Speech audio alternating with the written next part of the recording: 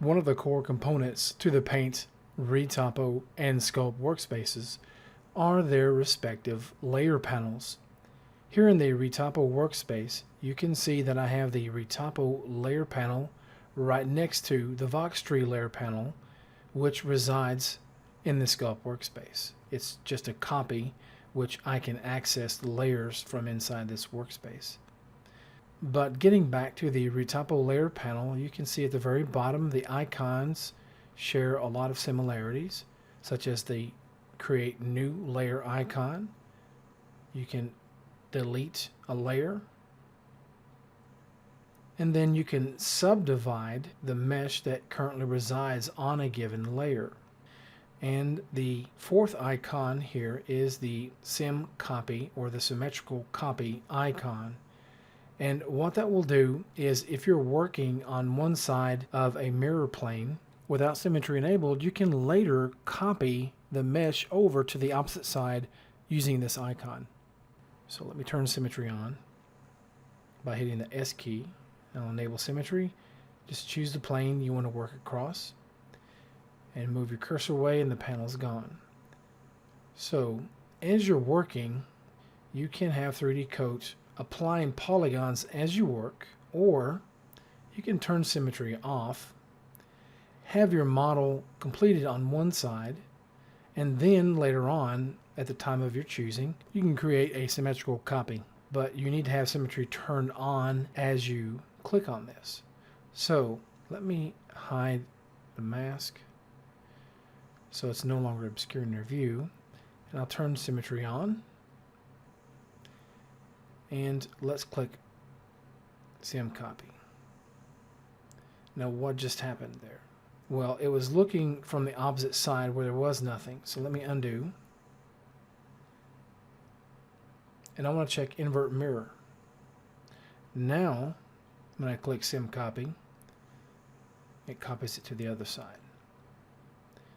If I turn the symmetry plane off, you can see it's a completed mesh now. One of the things you want to be careful about, or you want to make sure that as you're working in symmetry, you want to turn mirror snapping up.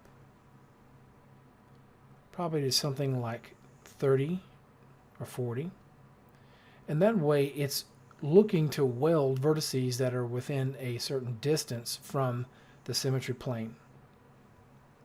The next icon is very important if I want to merge a given mesh from one layer onto another. So let's say, for example, this mask mesh, if I wanted to merge it all onto the same Retopo layer as the body, I could do that. So what I'll do is I'll click this icon, select all faces on layer, then select the layer I want to move those faces to. Just to the right of that icon is another very similar looking icon, and that tells me that it will move the selected faces to the current layer. Now when I hide that mask, I'll hit escape. You can see everything resides on this layer now. If I want to move that back, it's easy enough to do. Just go to the select tool. In this case, let's choose faces.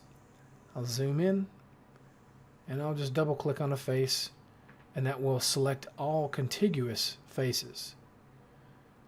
Now I'll unhide the mask layer, and then with that selected, I'll choose that same icon and I'll click it.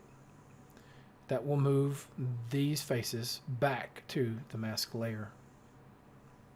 If you want to clone a mesh, you can do that by selecting again all the faces on a given layer, and then you have the clone tool. We have a video that covers this at length, so I won't go into it, but you can click clone, and when you hit enter, it'll ask you, do you want to snap the mesh to the voxel object beneath it? Make that choice, and then it will create a new layer for you.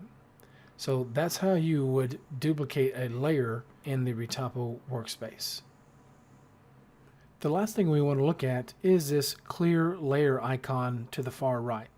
And that is very much like the Voxtree layer panel or also in the Paint workspace where you can clear the content of the layer. And that just means you'll leave the layer and the layer name intact, but all the faces on the layer will be deleted. So I can hit escape to drop the selection, and I'll click this clear icon, and that mesh is gone.